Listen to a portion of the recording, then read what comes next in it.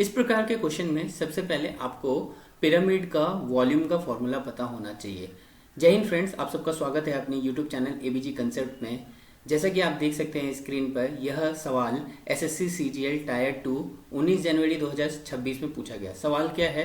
The height of a pyramid is 8 metre and the base of the pyramid is a square. Base जो है square है, whose diagonal is √512 यानी 512 metre है। Find the approximate volume of the pyramid. अब pyramid किस shape का होता है? तो पिरामिड कुछ इस तरह का शेप होता है, जैसे कि आपको यहाँ पे स्क्रीन में देख सकते हो। इस तरह का शेप रहेगा पिरामिड का।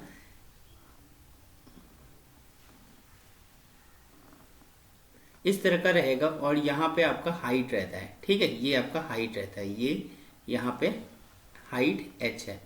तो जैसे कि क्वेश्चन में हाइट कितना दिया हुआ है, 8 मीटर दिया हुआ है।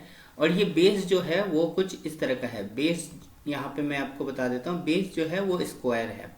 स्क्वायर है तो स्क्वायर कुछ इस तरह का है स्क्वायर आपका। और इसका डायगोनल दिया हुआ है, डायगोनल डी जो है वो दिया हुआ है √512।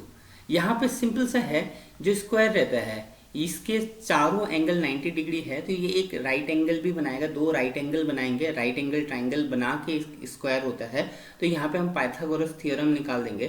तो ये डी स्क्वायर, क्योंकि हमको क्या है, बेस का एरिया चाहिए। अब जैसा कि वॉल्यूम ऑफ पिरामिड क्या होता है, सबसे पहला यही रहता है वॉल्यूम ऑफ पिरामिड। तो वॉल्यूम ऑफ पिरामिड आपको पता होना चाहिए। और वॉल्यूम ऑफ पिरामिड क्या है, जो बेस का एरिया चाहिए होता है। तो अगर रेक्टेंगुलर होता है तो लेंथ इंटू बेस हो जाता है, लेंथ इंटू विड्थ हो जाता है। बट यहाँ पे स्क्वायर है तो एरिया जो स्क्वायर का क्या रहेगा, ए स्क्वायर रहेगा, यानी साइड का स्क्वायर रहेगा।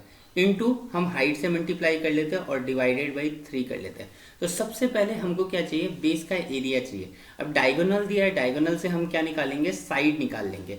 स्क्वायर का साइड को आइडेंटिफाई करेंगे। और साइड क्या रहेगा आपका, डायगोनल का स्क्वायर यानी डी स्क्वायर जो रहेगा वो साइड का hypotenuse square equals to base square plus perpendicular का स्क्वायर। यहाँ पे तो यही रहेगा। तो ये आपका d है। ठीक है, तो यहाँ से d का स्क्वायर निकालना है। d इक्वल्स टू √512 है, तो d स्क्वायर जो हो जाएगा वो हो जाएगा आपका 512 हो जाएगा। ठीक है, तो यहाँ पे हम 512 पुट कर लेंगे। और 512 पुट कर लेंगे, साइड तो दोनों ही सेम है, तो 2a स्क्वायर हो जाएगा। तो यहाँ से हमको a स्क्वायर ही निकालना था, क्योंकि जो एरिया है, एरिया ऑफ स्क्वायर क्या होता है, area of square equals to side into side यानी ए स्क्वायर होता है। तो ए स्क्वायर का यहाँ से वैल्यू निकल जाएगा। तो ए स्क्वायर इक्वल्स टू आपका 512 डिवाइडेड बाई 2 हो जाएगा, जो कि 256 हो जाएगा। 256 मीटर स्क्वायर हो जाएगा।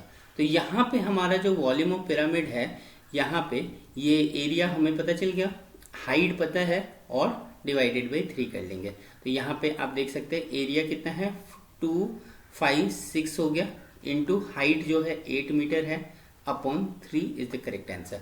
जब इसको सॉल्व करोगे तो 8 6 जा 48 का 8, 4 हाथ में हो जाएगा, 8 5 जा 40 और 4 44 हो जाएगा।